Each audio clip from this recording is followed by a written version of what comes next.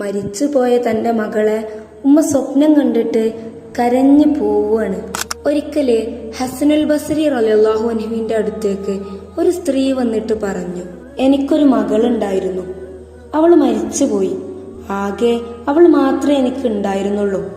എനിക്ക് അവളൊന്ന് സ്വപ്നത്തിലെങ്കിലും കാണണമെന്ന് ആഗ്രഹമുണ്ട്. അതിനെന്തെങ്കിലും ഒരു വഴി നിങ്ങൾ പറഞ്ഞു തരണം. അദ്ദേഹം എന്തോ ഒരു ദിക്ർ ചൊല്ലാൻ വേണ്ടി പറഞ്ഞു കൊടുത്തു. അങ്ങനെ ആ സ്ത്രീ അത് ചൊല്ലി രാത്രി മകളെ സ്വപ്നം കണ്ടു. 2 കൈയും കാലും ചങ്ങലയിൽ ബന്ധിച്ച നിലയിലാണ് അവരാ മകളെ കണ്ടത്. പിറ്റേന്ന് തന്നെ അദ്ദേഹത്തോട് വേഗം ചെന്നിട്ട് പറയാണ്, ഉസ്താദേ, ഇങ്ങനെയാണെങ്കിലേ എനിക്കെന്റെ മകളെ കാണണ്ടായിരുന്നു. ഇത് കേട്ടപ്പോ അദ്ദേഹത്തിന് സങ്കടായി. അങ്ങനെ പിറ്റേന്ന് അദ്ദേഹം ഈ ദിക്ർ ചൊല്ലിയിട്ട് ഈ മകളെ സ്വപ്നത്തിൽ കണ്ടു. വലിയ ഒരു കിരീടം വെച്ചിട്ട് സ്വർഗത്തിൽ ഇരിക്കുന്നതായിട്ടാണ് കണ്ടത്. എന്നിട്ട് അവരാ മകളോട് ചോദിച്ചു, നിനക്ക് ഇത്രയും വലിയ ദറജ കിട്ടാൻ എന്താ കാരണം?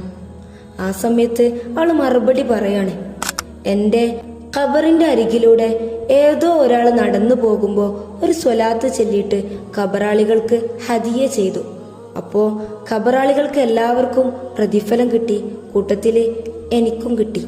അങ്ങനെ എന്റെ മുഴുവൻ അദാബും ഒഴിവാക്കപ്പെട്ടിട്ട് സ്വർഗത്തില് ഒരു കിരീടവും ലഭിച്ചു.